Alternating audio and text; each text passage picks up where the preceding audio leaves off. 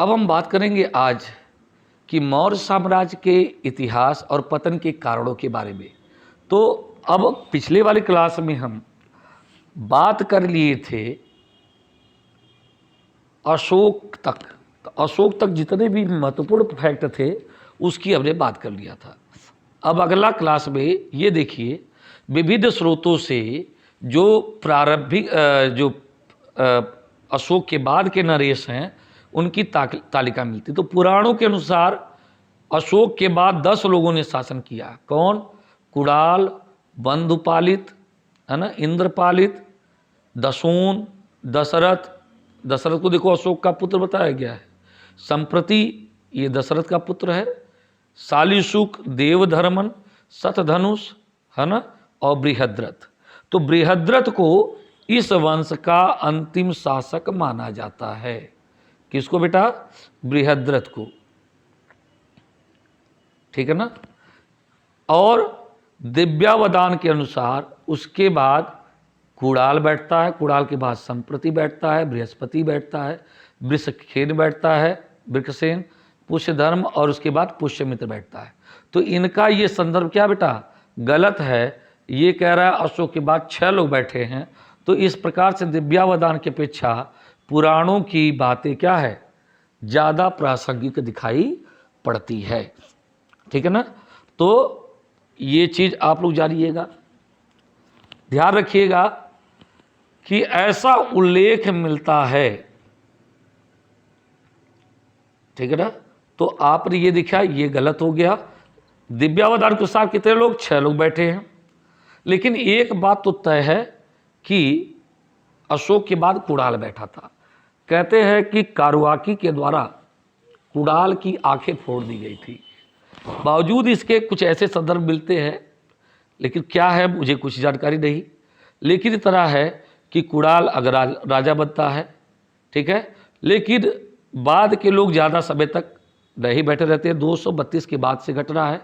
और उसके बाद अशोक का पुत्र दशरथ अगला राजा बनता है। इसी ने आजीविकों को गुहादान किया था, ध्यान रखिएगा। ठीक है ना। आजीविकों को गुहादान किया था। ये आजीवक संप्रदाय को मानता था। इसी प्रकार से विदुसार जो है वो भी क्या करता था? आजीविकों को दान किया था। अब अगर हम बात करें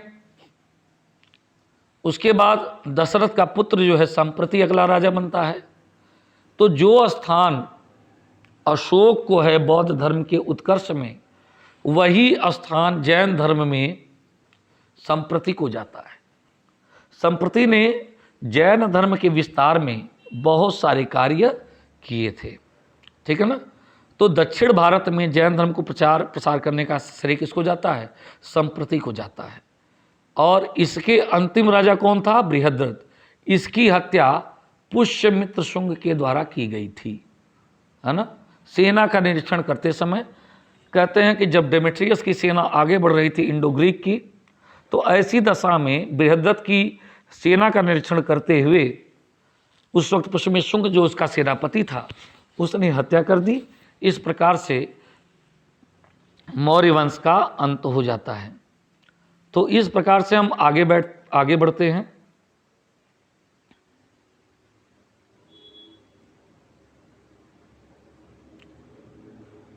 अब देखिए, हमने कहा पुराणों के अनुसार शालीशुक के बाद देवधर्मन, शतधन्वन और बाद में बृहद्रथ मौर्य वंश का राजा हुआ। सभी पुराण बृहद्रथ को ही मौर्य वंश का अंतिम शासक मानते हैं। और इसकी पुष्टि हमको बाणभट्ट के हर्षचरित्र से भी होती है। और उसको प्रज्ञा दुर्बल या बुद्धहीन शासक कहा जाता है। उसका सेनापति कौन था? पुष्यमित्र शुंग था। दिव्यावदान में तो पुष्यमित्र को मौर्य वंश से जोड़ा जाता है, जो कि गलत है। पुष्यमित्र शुंग ने 184 ईसा पूर्व के आसपास अपने स्वामी बृहद्रथ की सेना का निरीक्षण करते समय धोखे से हत्या कर दी जाती है। और इसकी वजह से बृहद्रथ की मृत्यु के बाद मौर्य वंश का क्या हो जाता है? अंत हो जाता है। ठीक है ना, अंत हो जाता है। तो इसके बाद 184-185 ईसा पूर्व के आसपास पुष्यमित्र शुंग ने शुंग वंश की स्थापना की और यहीं से पहले ब्राह्मण राजवंश की शुरुआत हो रही है, ठीक है ना। और उसने सेनापति यानी सेनानी का उपाधि धारण करके वह क्या किया, राजगद्दी पर बैठा। तो ये बातें आपको पता होनी चाहिए, अगले वाले क्लास में उसको डिस्कस करेंगे, ठीक है ना। तो अभी क्या है, मौर्य साम्राज्य के पतन के कारण की अगर हम बात करें, लगभग 3 शताब्दियों के उत्थान के बाद शक्तिशाली मौर्य साम्राज्य अशोक की मृत्यु के बाद टूटने लगा, विघटित होने लगा। और यह गति बहुत तेजी से हुई, है ना। और इसका परिणाम यह हुआ कि बृहद्रथ को उसके अपने ही सेनापति के द्वारा हत्या कर दी गई। अब देखिए, साम्राज्य का पतन किसी एक कारण विशेष का परिणाम नहीं था, बल्कि विभिन्न कारणों ने इस दिशा में योगदान दिया। पहली बात तो है अयोग्य और निर्बल उत्तराधिकारी। जैसा कि हर्षचरित से पता चलता, वो प्रज्ञा दुर्बल यानी बुद्धहीन शासक था, और यही वो कारण था जिसकी वजह से, है ना, मौर्यों को अपनी शासन सत्ता गंवानी पड़ी, ठीक है। क्योंकि वो भोगी विलासी हो गया था, उसका ध्यान अपने साम्राज्य की ओर नहीं था, कर्मचारियों पे नहीं था, और इसी का लाभ उठा करके पश्चिमोत्तर क्षेत्र पर इडो-ग्रीक यानी हिंदू ने अधिकार कर लिया था। तो कहीं न कहीं पहला कंडीशन तो बिल्कुल सही है, इनएलिजिबल एंड वीक सक्सेसर।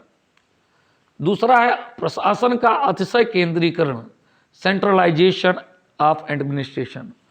तो प्रशासन का केंद्रीकरण हो जाने से, ठीक है ना, पूरी तरीके से जो अधिकारी थे वो मनमानी करना शुरू कर दिए, ठीक है ना। उनकी कोई जिम्मेदारी नहीं बनती दिखाई पड़ती थी। तो इस प्रकार से आप देख रहे हैं। तो अब वो लोग क्या करते थे, प्रजा पर अत्याचार करते थे, ठीक है ना। और जब भाई देखिए, सेंटर ही मजबूत है ना, उस वहीं से सब कुछ शासन सत्ता चलाई जाएगी, तो जो दूर के लोग हैं वो मनमानी करते हुए पाए जाते हैं। और यही कारण था कि बिंदुसार के समय में भी खसों का विद्रोह हुआ, तक्षशिला का विद्रोह हुआ, और यहाँ तक कि अवंती का भी विद्रोह हुआ। तो दूर से बैठ करके किसी भी राज्य पर नियंत्रण संभव नहीं था। तो अतिशय केंद्रीकरण भी एक कारण है। राष्ट्रीय चेतना का अभाव। देखिए, रोमिला थापर ने प्रशासन के संगठन और राज्य अथवा राष्ट्र की अवधारणा को ही मौर्य साम्राज्य के पतन के कारणों में सबसे ज़्यादा महत्वपूर्ण बताया है। किसको? राष्ट्र की अवधारणा। तो राष्ट्रीय चेतना का अभाव था, यही कारण था कि क्या हुआ, पतन का कारण बना, ठीक। अगला जो है आर्थिक और सांस्कृतिक असमानताएं, है ना। ये भी एक कंडीशन माना जाता है कि मौर्य साम्राज्य के पतन में कहीं पर दान अधिक हो रहा है, कभी बौद्ध धर्म को, कभी जैन धर्म को, है ना।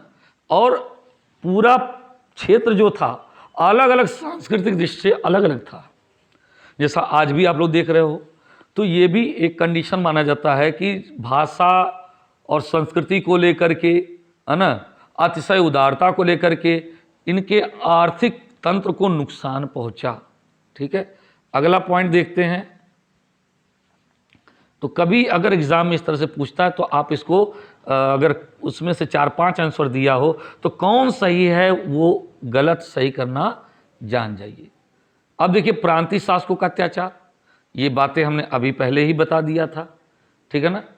और इतना ही नहीं, अर्थशास्त्र में तो करों की एक लंबी सूची मिलती है।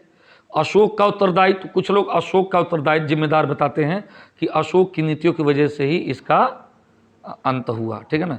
जिसमें महोपाध्याय पंडित हरप्रसाद शास्त्री जी हैं, कहते हैं कि उनकी अहिंसा की नीति ने, वो क्या था, ब्राह्मण विरोधी था, क्योंकि अगर वो अहिंसा करेगा तो अपने राज्य की सुरक्षा नहीं कर पाएगा। और यही बात थी कि आगे चल के पुष्यमित्र के नेतृत्व में ब्राह्मणों का विद्रोह हुआ और मौर्यों की समाप्ति हुई। तो ये कंडीशन थे जिसको आपने पढ़ लिया। अब बात करेंगे हम मौर्यकालीन कला और स्थापत्य की। तो एक एक पॉइंट जो आएगा उसको समझते चलिएगा कि इसमें से क्या वो वन लाइनर बन करके सामने आएगा, कैसे आप करोगे उसको देखते चलिए। देखिए, स्तंभ मौर्य युगीन वास्तुकला के सबसे अच्छे उदाहरण माने जाते हैं। और John Marshall, Percy Brown, Stella Kramrisch विद्वान इन्हें ईरानी स्तंभों की अनुकृति बताते हैं। तो कभी कभी पूछ देता है कि जो मौर्यकालीन स्तंभ हैं वो किससे प्रभावित हैं, तो वो है ईरानी कला से, ठीक है ना। लेकिन ध्यान रखिएगा क्यों अलग हैं, इनके अशोक स्तंभ एकात्मक है, जबकि ठीक है ना ईरानी जो है मंडलाकार टुकड़ों को जोड़ करके बनाए गए। अशोक का स्तंभ बिना चौकी आधारभूमि पर टिकाए गए हैं, जबकि इन ईरानी स्तंभों के लिए नीचे क्या है, चौकी बनी हुई प्राप्त होती है। ध्यान रखिएगा, ईरानी स्तंभ विशाल भवनों में लगाए जाते थे, इसके विपरीत अशोक के स्तंभ स्वतंत्र रूप से दिखाई देते हैं, ठीक है ना। तो ये सारी चीज़ों को आपको जानना चाहिए। अगली चीज़ क्या है, अशोक के स्तंभों के शीर्ष पर पशुओं की आकृति है, जबकि ईरानी स्तंभों पर मानव आकृतियां हैं। तो ईरानियों से मिलता जुलता तो है, पर उनमें थोड़ा बहुत क्या है, अंतर है। ईरानी स्तंभ क्या है, गराड़ीदार हैं, जबकि अशोक के स्तंभ क्या हैं, सपाट हैं। तो इस प्रकार से आप देख रहे हैं कि भारतीय परंपरा ईरानी परंपरा में अंतर है।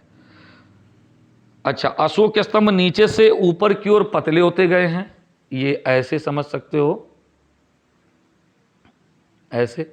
तो नीचे की ओर मोटा है, ऊपर की ओर पतला होता गया है, जबकि ईरानी स्तंभ की चौड़ाई नीचे से ऊपर तक क्या है, एक बराबर है। ध्यान रखिएगा। अच्छा, तो इस प्रकार से हम देखते हैं कि नकल तो नहीं है, लेकिन हाँ उससे मिलता जुलता जरूर है, ठीक है ना। चलिए आगे की हम बात करते हैं। अब ये स्तंभ क्या है बेटा, फायान ने 6 स्तंभ देखे थे, वेनसांग ने 15 स्तंभों का उल्लेख किया है, ये भी पॉइंट जानिएगा। किंतु वास्तविक संख्या उससे अधिक थी, 30 रही होगी, जिनमें से अभी क्या है 15 सुरक्षित हैं। तो ये दो प्रकार के हैं, एक तो स्तंभ जिन पर लिपियां खुदी हुई हैं, कुछ स्तंभ ऐसे हैं जो बिल्कुल सादे हैं, ठीक है ना। तो ध्यान रखिएगा इस प्रकार से। तो पहले प्रकार में दिल्ली मेरठ, दिल्ली टोपरा, इलाहाबाद, लौरिया नंदनगढ़, लौरिया राज, रामपुरवा, संकिसा, सांची, सारनाथ, लुम्बिनी, निगाली सागर आदि के स्तंभ आते हैं। और दूसरे प्रकार में रामपुरवा का बैल शीर्ष, बसाड़, कोसम इत्यादि का है। और सभी स्तंभ चमकदार, लंबे, सुडौल और एकास्मक पत्थर के बने हुए हैं। देखिए ये भी एक वन लाइनर बनेगा इसका, ठीक है ना।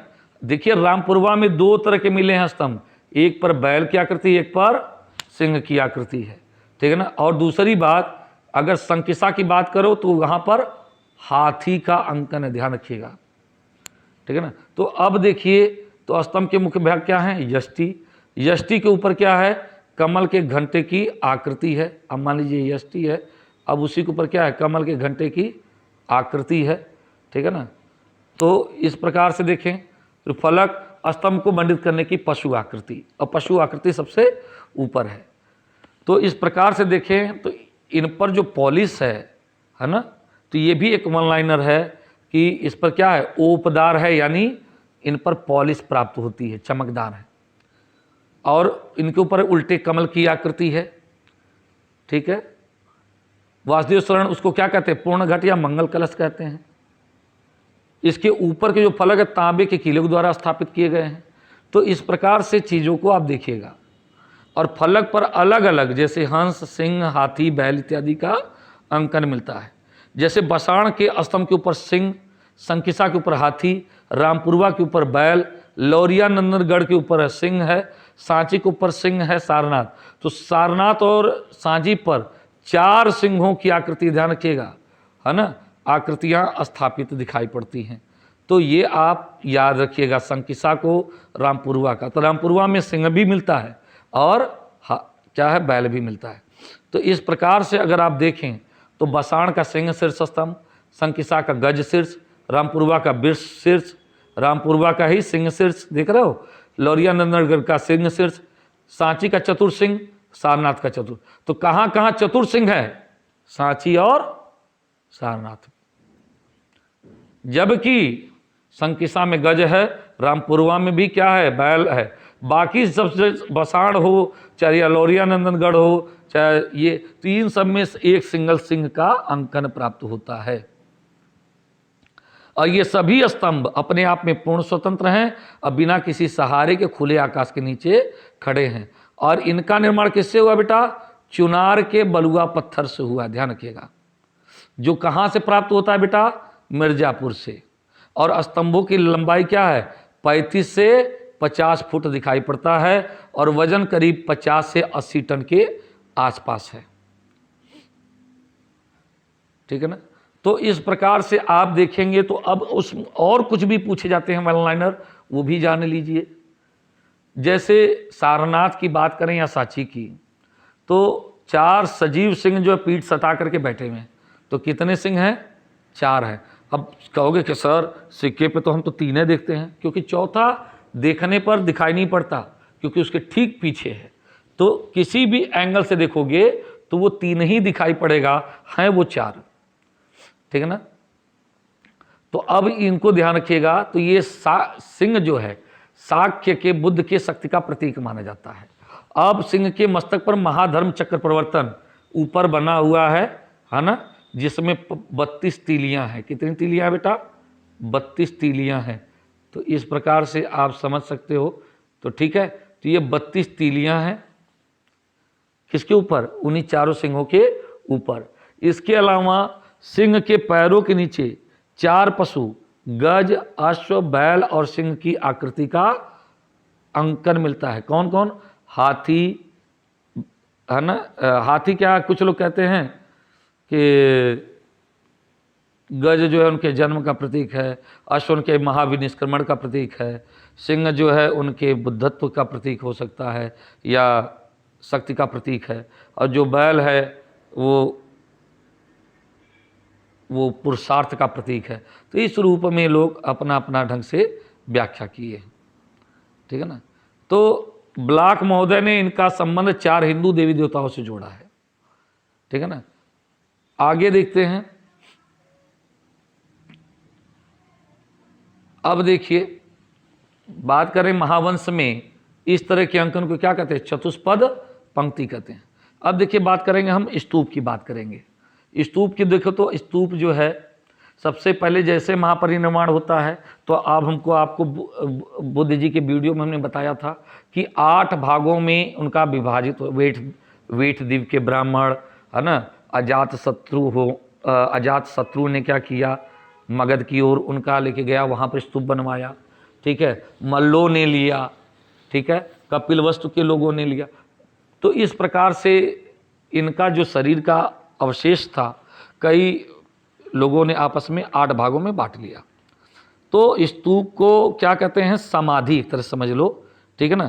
तो स्तूप संस्कृत के स्तूप धातु से बना है, जिसका होता है ठूहा यानी ढेर, है ना। और इसी का बाद में नाम क्या हो जाता है? चैत्य भी हो जाता है। ठीक है ना। तो ध्यान रखिएगा इस चीज को। अब देखिए, इसको भी समझ लेते हैं। देखिए, घबराइए मत, आराम से वन लाइनर क्या बन सकता है वो देखिएगा। तो इस प्रकार से पत्थर या ईंट चुन करके इनको बनाया जाता था। पहले तो चैत्य पर्वतों में खोदा जाता था। स्तूप का आकार वर्तमान में भी रहता है। ठीक है ना। तो ध्यान रखिएगा। अब क्या है कि स्तूप के भीतरी भाग में अवशेष रख करके उसके ऊपर भवन बना दिया जाता है। बौद्ध धर्म में वही स्तूप क्या है? अंडाकार दिखाई पड़ता है। तो ईंट पत्थर की सहायता से बनाए जाते थे। स्तूप का सर्वप्रथम मूल्य कहाँ मिलता है? ऋग्वेद में मिलता है। अच्छा, शुक्ल यजुर्वेद में समाधि के चारों ओर मिट्टी का ऊंचा टीला बनाने की बात कही गई है। तो ये क्या है? इसका उद्देश्य था श्मशान की पवित्रता को बनाए रखना। शतपथ ब्राह्मण में क्या कहता है कि मृत व्यक्ति के शरीर पर धातु की मिट्टी का चौकोर या गोल थूहा बनाया जाता था। सूत्रकाल में भी अस्थकाल में कलश में शरीर धातु को रख करके जमीन में गाड़ने और उसके ऊपर ऊंचा टीला बनाने की प्रथा दिखाई पड़ती है। चलिए आगे चलते हैं हम। रामायण से भी पता चलता कि महापुरुषों सम्राटों की स्मृतियों में चैत्य निर्मित किए जाते थे। इस प्रकार बुद्ध के पहले ही स्तूप का संबंध महापुरुष के साथ जुड़ गया था। तो देखिए, बुद्ध ने स्वयं महापुरुषों के शरीर धातु पर समाधि बनाने को कहा था। उन्हें चक्रवर्ती राजाओं की समाधि का ज्ञान था। इसी कारण इन्होंने अपने प्रिय शिष्य आनंद को चौराहे पर स्तूप निर्मित करने का आदेश दिया था। ऐसा लगता है कि अपने मौलिक रूप में स्तूप का संबंध मृतक संस्कार से संबंधित है। ठीक है ना। अब स्तूप 4 प्रकार के हैं। शारीरिक, इसमें बुद्ध और उनके प्रमुख शिष्यों की अस्थियों, उनके शरीर के विविध अंग जैसे दांत, नाखून, केश आदि रखे जाते थे। तो ये शारीरिक स्तूप हो गए। अब अगला देखिए पारिभौगिक स्तूप। इसमें बुद्ध के द्वारा उपयोग में लाई गई वस्तुओं जैसे भिक्षा पात्र, चरणपादुका इत्यादि रखी जाती थी। उद्देशिक स्तूप, जो ऐसे स्तूप रखे जाते थे जिन्हें महात्मा बुद्ध के जीवन की घटनाओं से संबंधित या उनकी यात्राओं से सब पवित्र हुए स्थानों पर स्मृति के रूप में निर्मित किया जाता था। ऐसे स्थान बोधगया, लुम्बिनी, सारनाथ, कुशीनगर हैं, ठीक है ना। तो जीवन घटना से जुड़े हुए संकल्पित, ये छोटे आकार के होते थे। इन्हें बौद्ध तीर्थ स्थलों पर श्रद्धालुओं के द्वारा स्थापित किया जाता था। बौद्ध धर्म में इसे पुण्य का काम बताया गया है। तो इस प्रकार से स्तूप का जो प्रारंभिक स्वरूप क्या है, वो अर्ध गोलाकार रूप में दिखाया जाता था, है ना। तो इसके ऊपर उल्टे कटोरे की आकृति का थुहा बनाया जाता था जिसे अंड कहते थे, ठीक है ना। तो चबूतरे यानी अंदर मेधी के ऊपर जो ये बनाई, तो ये मेधी हो गया, और इसके ऊपर जो बना है उसको क्या कहते हैं हम बेटा, अंड कहते हैं। अब इसी के ऊपर क्या होता है बेटा, वो धातु मंजूषा रखाता है जिसको हम क्या कहते हैं, हर्मिका कहते हैं। क्या कहते हैं, हर्मिका कहते हैं। तो ये चीज़ जानिएगा, यह स्तूप का सबसे अधिक महत्वपूर्ण भाग होता है। हर्मिका का अर्थ क्या होता है, ध्यान रखिएगा, देव सदन होता है, यानी देवताओं का निवास स्थान।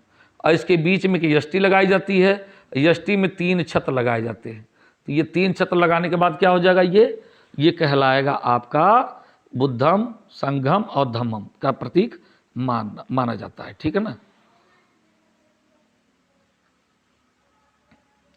अब स्तूप को चारों ओर से बाढ़ से घेर दिया जाता था, उसी को हम लोग क्या कहते थे, वेदिका। तो चारों ओर से घेरा जो है वो क्या है, वेदिका। अच्छा, स्तूप और वेदिका के बीच परिक्रमा करने के लिए खाली स्थान होता था, उसे प्रदक्षिणा पथ कहते थे। क्या कहते थे, प्रदक्षिणा पथ कहते थे। कालांतर में वेदिका के चारों दिशाओं में प्रवेश द्वार, तोरण द्वार बनाए गए, और प्रवेश द्वार पर मेहराब द्वार, तोरण बनाए गए। मेधी, वेदिका, अंड, प्रदक्षिणा पथ, हर्मिका, यष्टि, छत्र और तोरण, ये अब स्तूप वास्तु के क्या हो गए, अंग हो गए, ठीक है ना। तो चलिए अब आगे हम देखते हैं कि क्या है, उस चीज़ को आप समझ लीजिए। देखिए ये आप देख रहे हो, ठीक है ना। तो ये वाला भाग क्या है, अंड है। यहाँ पर क्या है आपका, अंदर, ठीक है ना। अब वो मेधी अंदर की ओर है, ठीक है ना। अब देखिए ऊपर का हिस्सा क्या है, हर्मिका है। अब ये देखिए चारों तरफ क्या बना हुआ है, इसका मेधी बनी हुई है, और उसके ऊपर ये क्या है, यष्टि बनी हुई है जिस पर छत्र बना हुआ है। तो ये, और ये क्या है, प्रदक्षिणा पथ है, और ये आपका तोरण द्वार है। तो ये उसके सारे अंग हो गए। तो इस प्रकार से आप देख रहे हो कि जो ये स्तूप हैं, बौद्ध परंपरा में अशोक के द्वारा क्या है, 84,000 स्तूपों के निर्माण की बात की जाती है। धर्मराज का स्तूप जो है, देखिए बनारस में 2 हैं, एक धर्मराज का है, एक जो है धम्मेक स्तूप। तो जो धर्मराज का है वो अशोक के द्वारा बनाया गया है, और धम्मेक स्तूप जो है वो गुप्तकालीन है, ध्यान रखिएगा। वेदसांग ने तक्षशिला, श्रीनगर, थानेश्वर, मथुरा, कन्नौज, प्रयाग, कौशाम्बी, श्रावस्ती, वाराणसी, सारनाथ और वैशाली, गया, कपिलवस्तु आदि स्थानों पर इन स्तूपों को देखा था। तो कितने, 84,000 स्तूपों का निर्माण की बात की जा रही है, जिसमें सबसे इंपॉर्टेंट कौन है, सांची का स्तूप, ध्यान रखिएगा, जिसका निर्माण तो अशोक के काल में हुआ, बाद में लकड़ी के स्थान पर पत्थरों की रेलिंग बनाई गई, कब, शुंग काल में, ध्यान रखिएगा। और किस खोज का श्रेय किसको जाता है, रायलट महोदय को 1818 में।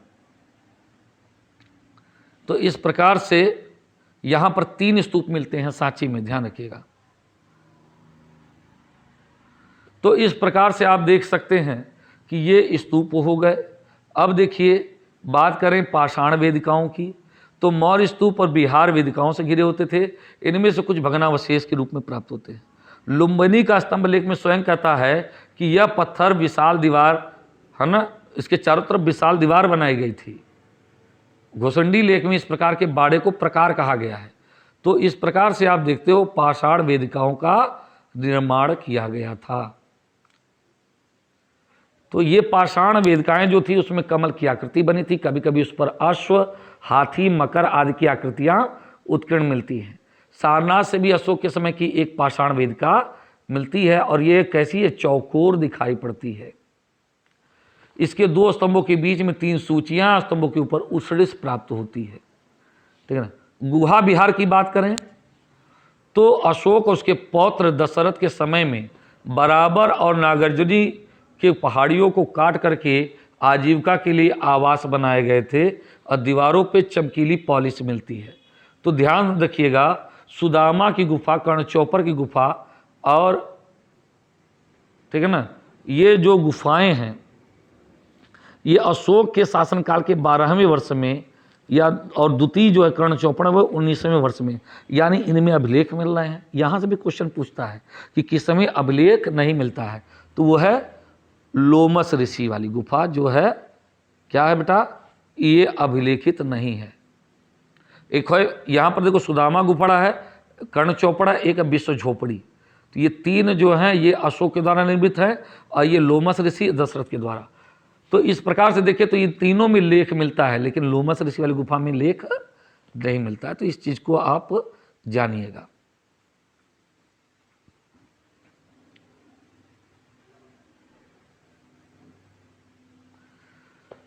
अब देखिए, बराबर की पहाड़ी की चौथी गुफा को विश्व झोपड़ी कहते हैं। इसका निर्माण भी अशोक के शासनकाल के 12वें वर्ष में हुआ था। इसमें भी क्या है, 2 कोठरियां बनी हुई हैं, चमकीली पालिश है और इसमें 3 गुफाएं खोदी गई हैं, जिसमें गोपिका गुफा बहुत ही महत्वपूर्ण है। तो इस प्रकार से आप देख सकते हो, बहियक तीसरा वडघिक नाम से जानी जाती है। खैर छोड़िए, इससे मतलब नहीं। मेन पॉइंट क्या है, अशोक के द्वारा 3 है, कर्णचौपड़, सुदामा गुफा और विश्व झोपड़ी बनी है।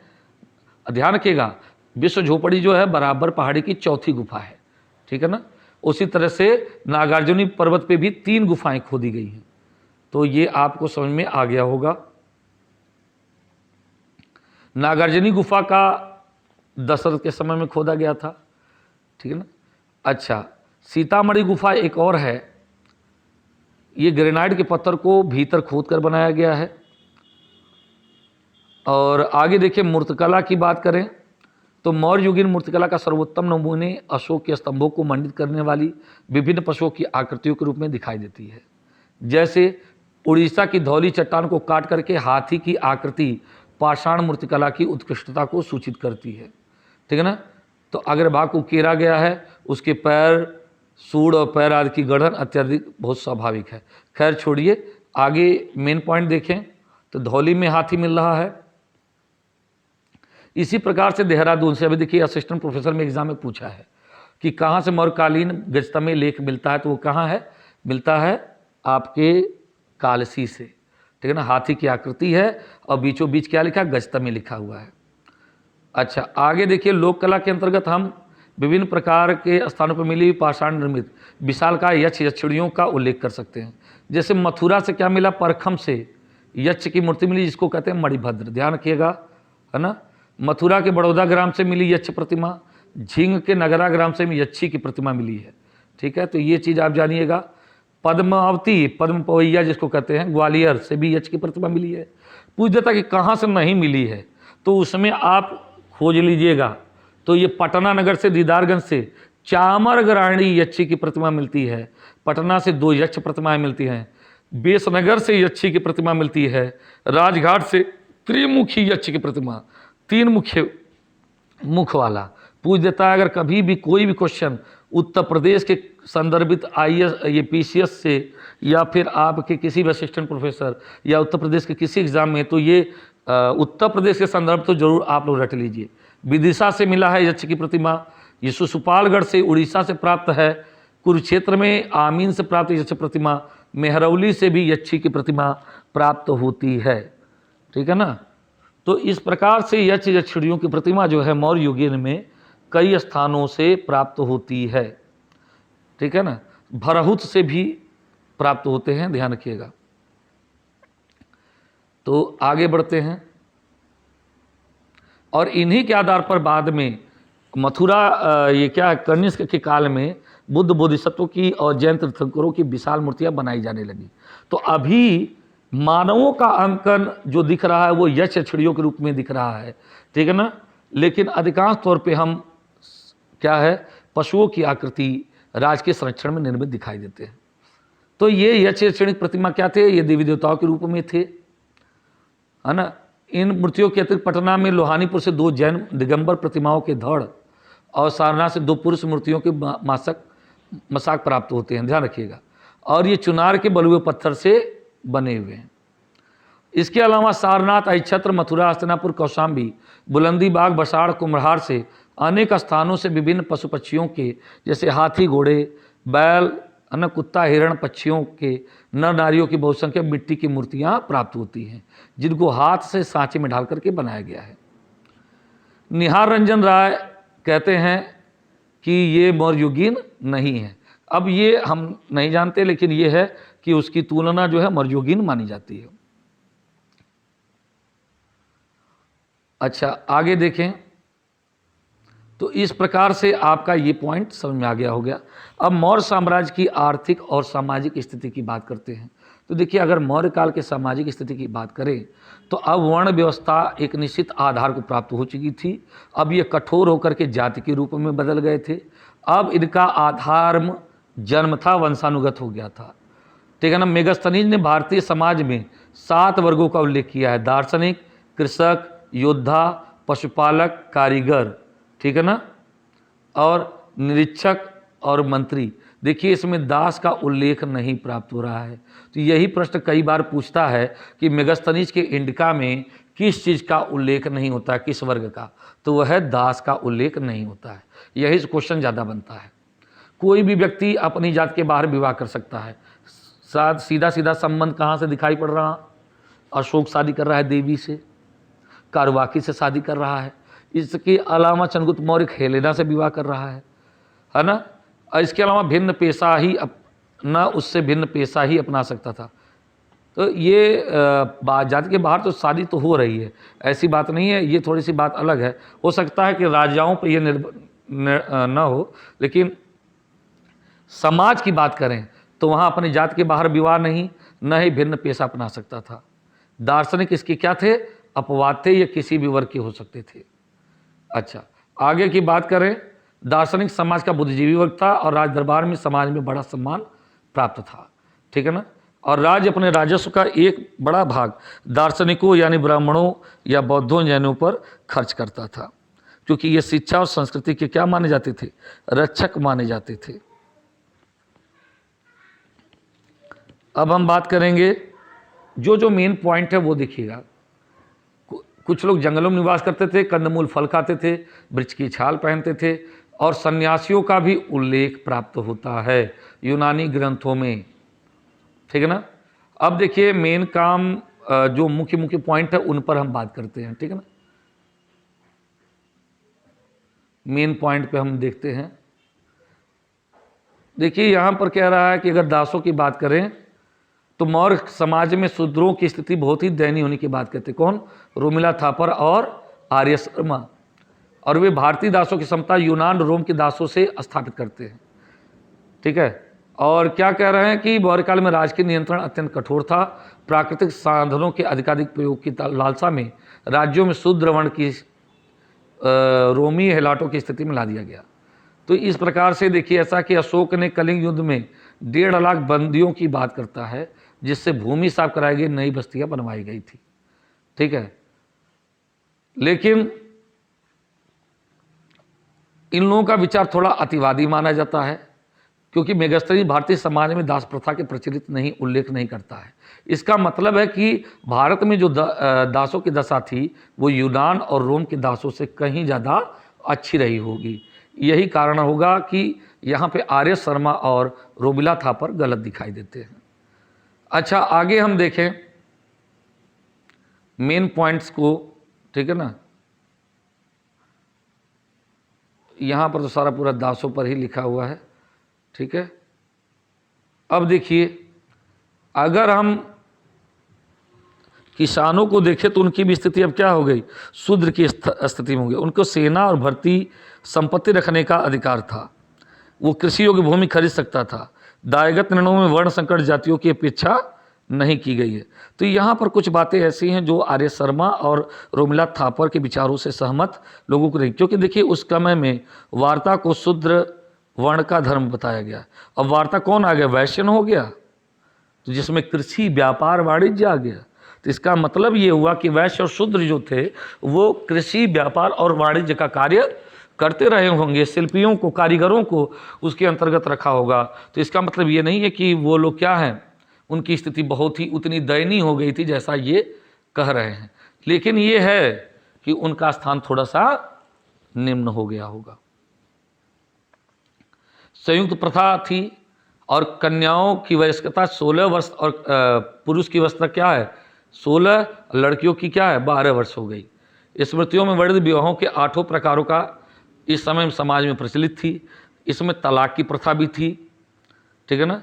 अब आगे हम देखें तो ये सारी बातें ये इनके सामाजिक है, सोशल। तो हम मेन पॉइंट पे चलते हैं।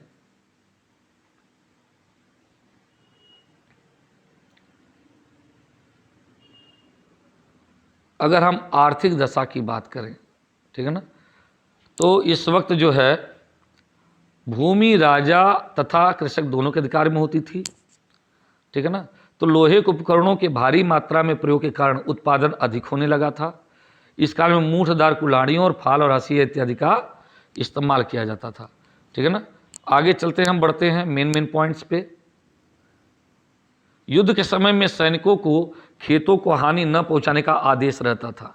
इसके अलावा नहरों का निर्माण राजा के द्वारा करवाया जाता था, ठीक है ना। भूमि की बड़ी उर्वरता थी, 2 फसल आसानी से उगाए जाते थे।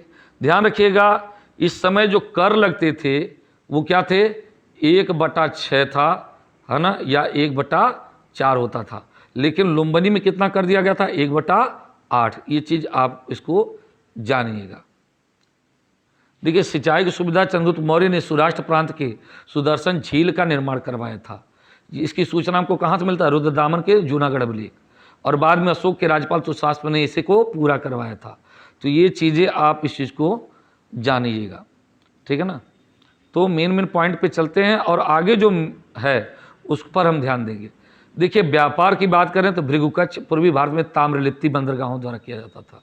बार बैरिकम यही जो है आपका भणौज का जो है ना, जो बार बैरिकम के नाम ये से या जिसको बैरिगाजा के नाम से भी जानते हैं, ठीक है ना, ये उसका उल्लेख है।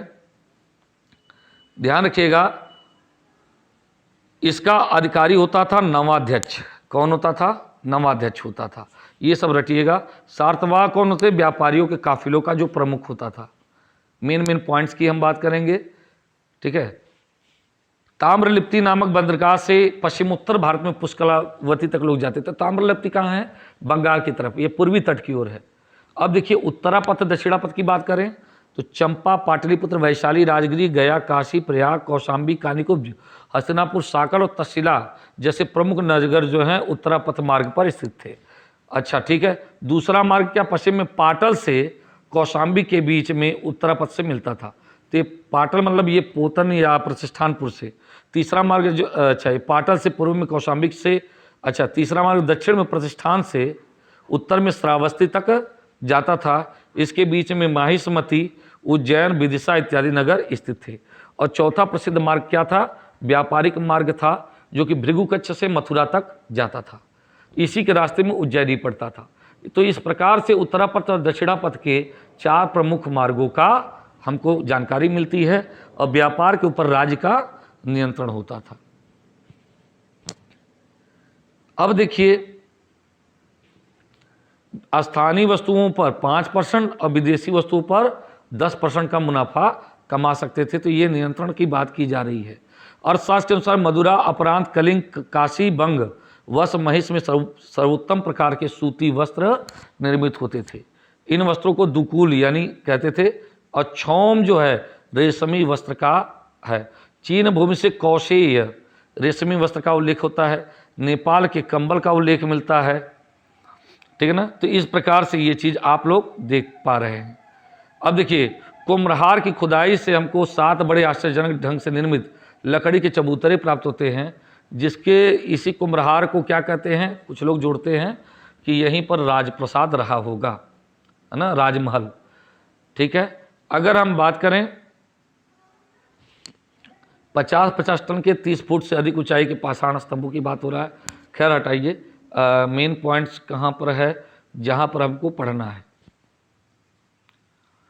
अच्छा, उद्योग संस्थाओं को श्रेणी कहा जाता था। जातक ग्रंथों में 18 प्रकार की श्रेणियों का उल्लेख मिलता है, जैसे लकड़ी के कामगारों की श्रेणी, लुहारों की श्रेणी, चर्मकारों की श्रेणी, चित्रकारों की श्रेणी इत्यादि। इनके भी अपने न्यायालय होते हैं जिनका झगड़ों का निपटारा उसमें किया जाता था। उस निपटारा कौन करता था? महाश्रेष्ठी करता था। ठीक है, और शिल्पकारों की सुरक्षा की समुचित व्यवस्था, शिल्पी के हाथ या आंख को क्षति पहुंचाने वाले को मृत्यु दंड दिया जाता था, ध्यान रखिएगा। और उनका सामान जो चुराते थे उनको 100 पण का जुर्माना देना होता था। तो इस प्रकार से शिल्पियों की सुरक्षा की बात की जा रही है। अब देखिए, अवकाश के दिनों में कार्य करने पर अतिरिक्त मजदूरी दिए जाने का व्यवधान था। ठीक है ना, घटिया उत्पादन धोखाधड़ी का कार्य करने पर कठोर दंड का विधान था।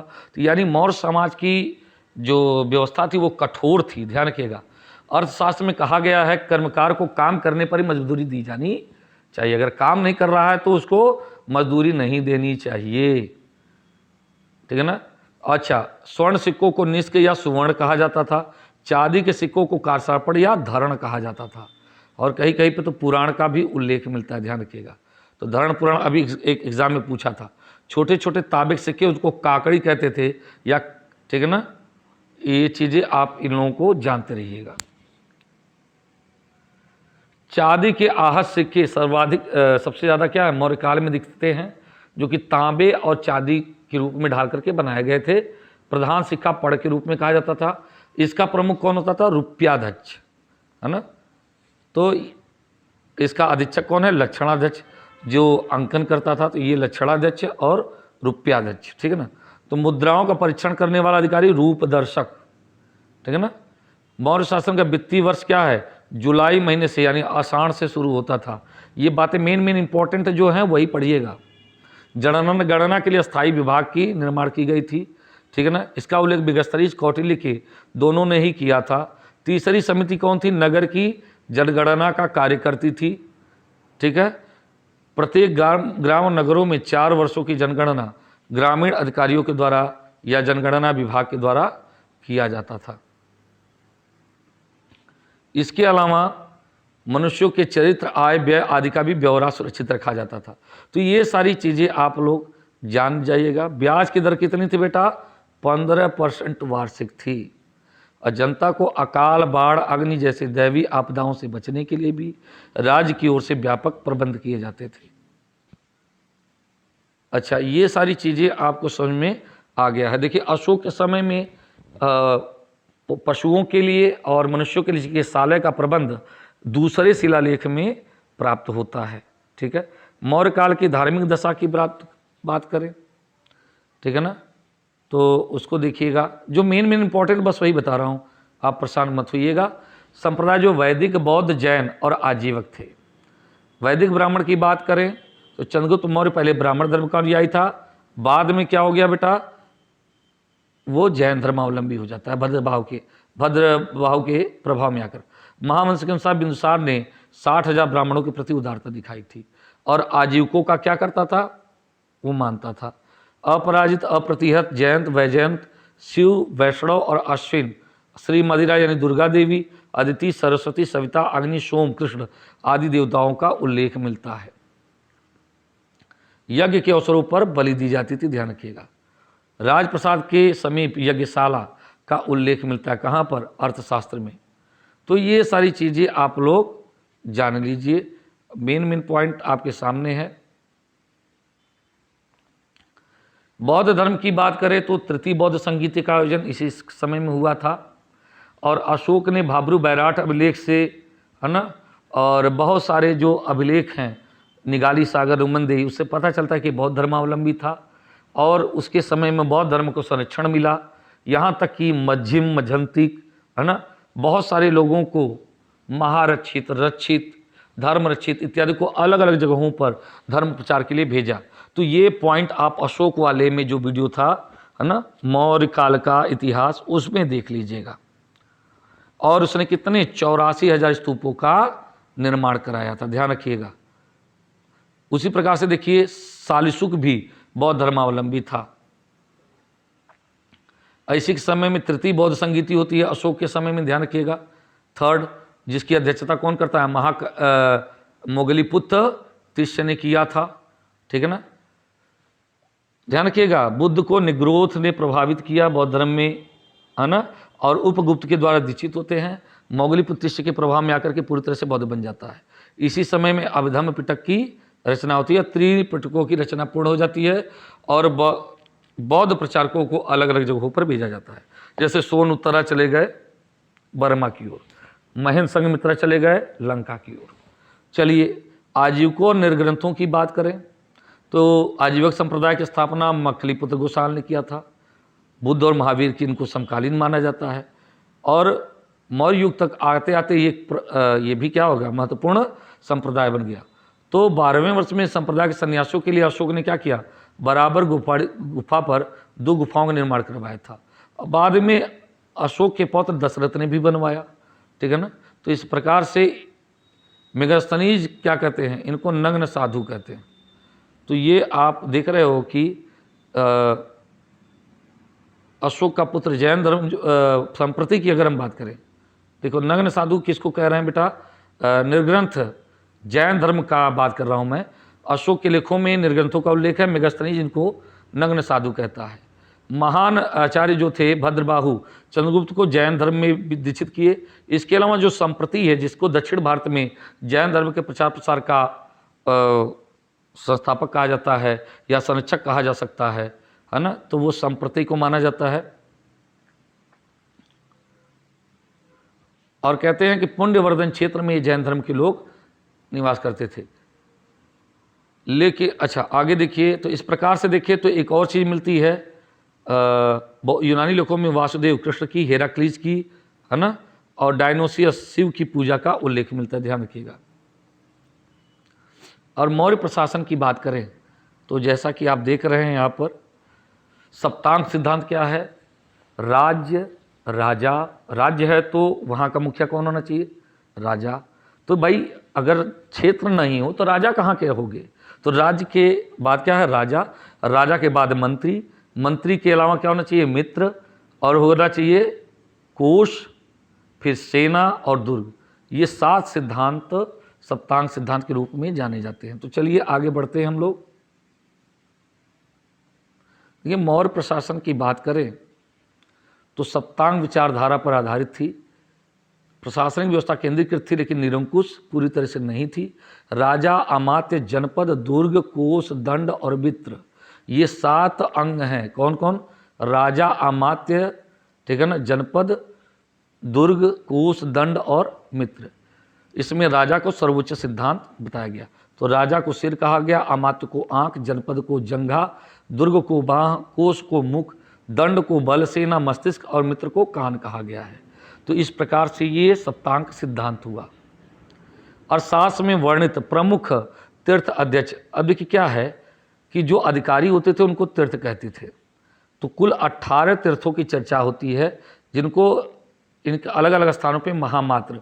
देखिए महामात्र शब्द कहाँ मिलता है बेटा, अभिलेखों में, सोहगौरा लेख में मिलता है, ठीक है ना, और महास्थान मिलता है। तो इसके 26 अध्यक्षों की चर्चा मिलती है। तो जरा कौन कौन है, पुरोहित मेन धर्माधिकारी यही है। प्रशस्ता कौन है, राज की आज्ञाओं को लिखने वाला अधिकारी को प्रशस्ता कहते थे। सेनापति युद्ध विभाग हो गया, युवराज राजा का उत्तराधिकारी। समाहर्ता कई बार पूछा है, प्रशास्ता और समाहर्ता। देखिए राजस्व विभाग का प्रधानमंत्री कौन होता था, समाहर्ता। सन्निधाता, सन्निधाता कौन है, कोषाध्यक्ष को सन्निधाता कहते हैं। देखिए वैदिक काल में जो हमने पढ़ाया था वहां पर क्या है, वहां पर भागदूद लिखा है, भागदूद है, संग्रहिता है, ठीक है ना।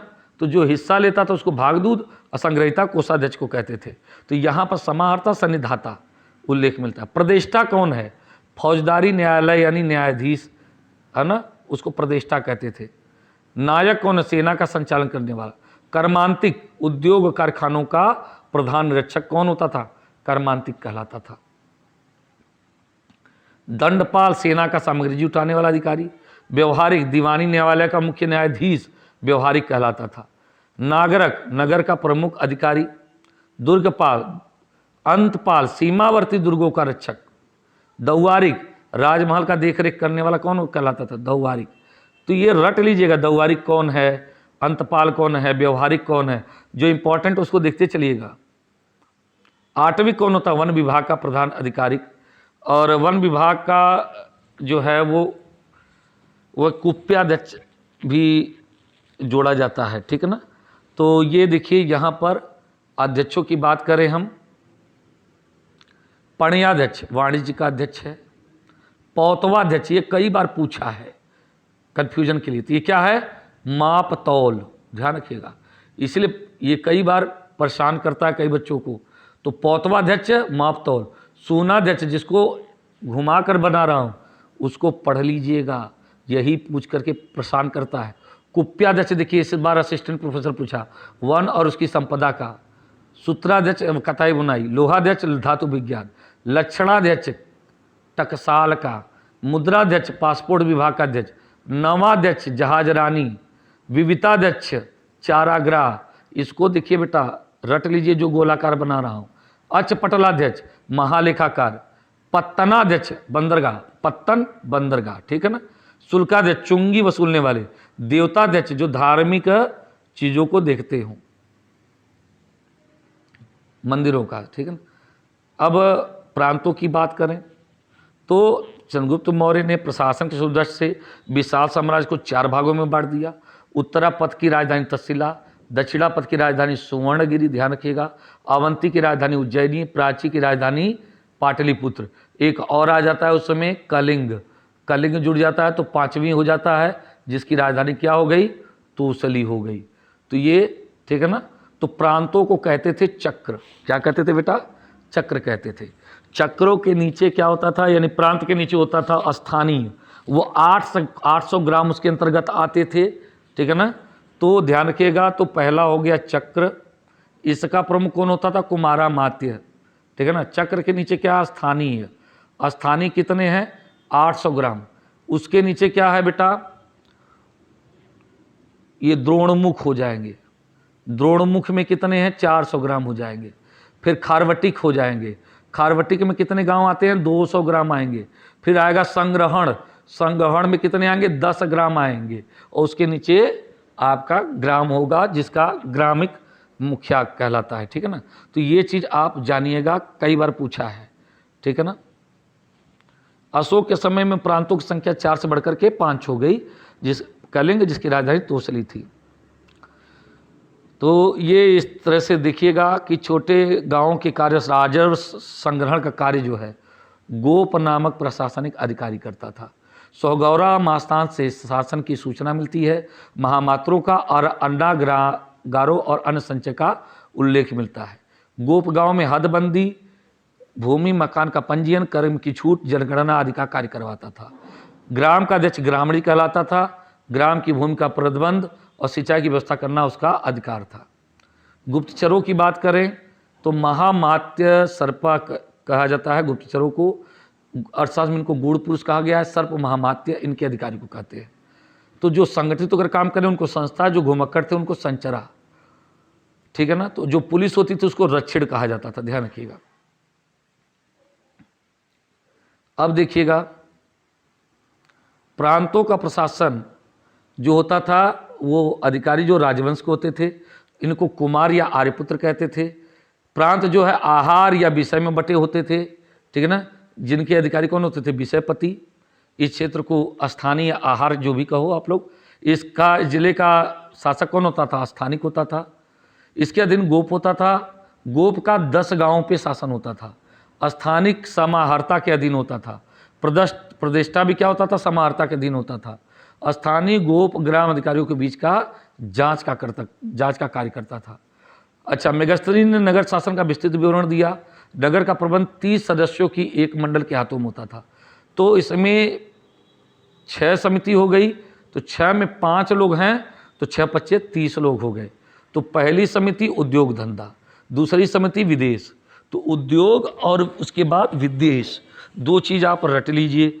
तीसरा हो गया व्यापार और वाणिज्य। तो उद्योग शिल्प का निरीक्षण, दूसरा विदेशियों का देखरेख, तीसरा जो है जन्म मरण का हिसाब रखती थी, चौथी समिति व्यापार वाणिज्य, पांचवी वस्तुओं के विक्रय का निरीक्षण करती थी, और छठवीं समिति जो होती थी बिक्री कर वसूलता था, और ये विक्रय मूल्य का 10वां भाग लिया जाता था।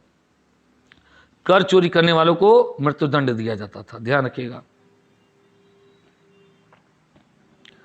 तो ये सब पॉइंट आपको जानना चाहिए। मुझे उम्मीद है कि ये पॉइंट आपको अच्छे लगे होंगे।